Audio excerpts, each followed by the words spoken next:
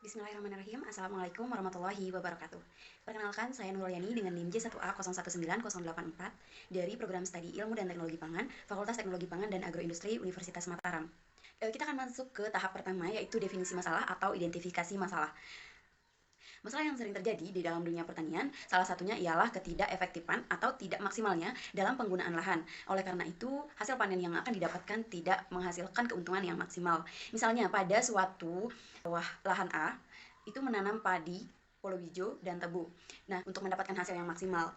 Jadi, kita perlu memecahkan masalah ini dengan menggunakan metode riset operasi.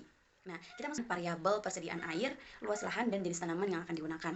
Nah, jenis tanaman yang akan digunakan itu kita memilih misalnya ada padi, palawija, dan tebu. Dan nantinya penyelesaiannya ini akan kita masukkan atau kita konversi ke variabel-variabel ke dalam bentuk rupiah, sehingga kita dapat menentukan biaya operasi dan keuntungan yang akan didapatkan oleh petani dari keuntungan maksimal yang akan didapatkan oleh petani pada musim tanam tersebut. Nah, dari variabel manakah dia mendapatkan keuntungan maksimal? Kita akan mengetahui setelah memecahkan masalah ini. Seperti itu. Yang ketiga, kita harus merumuskan model matematika. Tahap ketiga. Susunan model matematika program linear untuk mendapatkan total keuntungan tiap musim tanam, yaitu teman-teman bisa lihat di slide, yaitu fungsi pembatas, yaitu ada dua. Di sini kita menggunakan ketersediaan air dan luas lahan. Fungsi persamaan tersebut dapat dijelaskan dengan metode simplex. Kita akan langsung saja masuk ke metode simplex, yaitu dengan menggunakan tabel. Kita misalkan padi sama dengan X dan seterusnya. Kemudian fungsi tujuannya itu tadi sudah saya tuliskan pada awal slide juga. Fungsi kendalanya ada dua, ketersediaan air dan luas lahan beserta dengan fungsi matematikanya. Kemudian di sini kita akan membuat sebuah tabel yang kita masukkan saja variabel X, Y, Z, S1 dan S2. Di sini ada variabel S1. S1 ini kita misalkan dengan ketersediaan air, dan S2 ini kita jadikan sebagai luas lahan. Jadi saya membuat S1 dan S2 karena ada dua fungsi kendala. Jika kita mempunyai tiga fungsi kendala, maka kita akan membuat S1, S2, dan S3. Kemudian kita cari TRJ. Nah, cara mencari TRJ ini, kita tinggal mengalihkan koefisien 0 dikalikan dengan nilai variabel X, yaitu 64.175, ditambah dengan koefisien 0 dikalikan dengan variabel X yang S2 yaitu 1, maka hasilnya sama dengan 0. Begitu juga dengan seterusnya, karena koefisiennya 0, maka hasil dari TRJ kesemuanya yaitu sama dengan 0 juga. Nah, selanjutnya kita mencari CJ dan minus TRJ. Kemudian langsung saja kita cari CJ minus TRJ-nya, 10.310.000 dikurangi TRJ 0 sama dengan 10.310.000 dengan variabel Z, S1 dan S2. Kemudian untuk value didapatkan dari fungsi tujuan dan fungsi kendala masing-masing.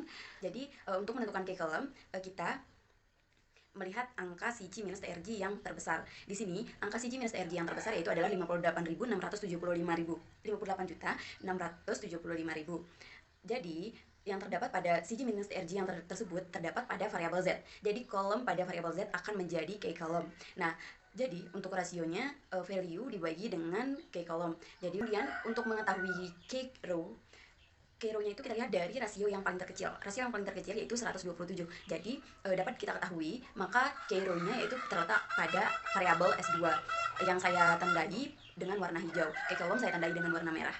Nah, K-column yang berseberangan dengan K-row yaitu merupakan K-number. K-number yaitu 1. Karena satu pada variabel Z itu letaknya berseberangan dengan K-column dan K-row.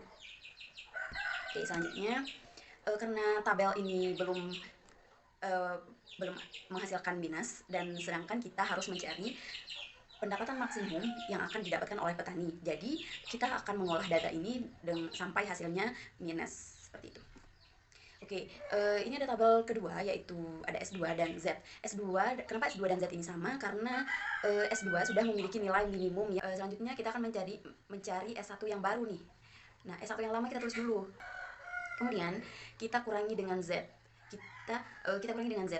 Nah, untuk hasil awalnya kita harus 0. Jadi Z ini kita kali dengan 64.175 agar menghasilkan salah satu variabelnya yaitu 0. Setelah dikalikan Z setelah dikalikan itu menghasilkan nilai yang tertera pada tabel.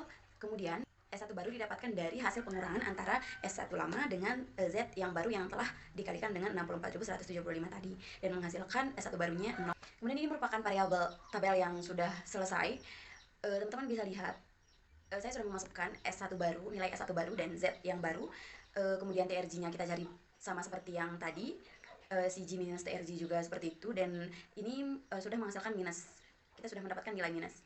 Nah, ini kesimpulan yang bisa saya simpulkan dari permasalahan ini.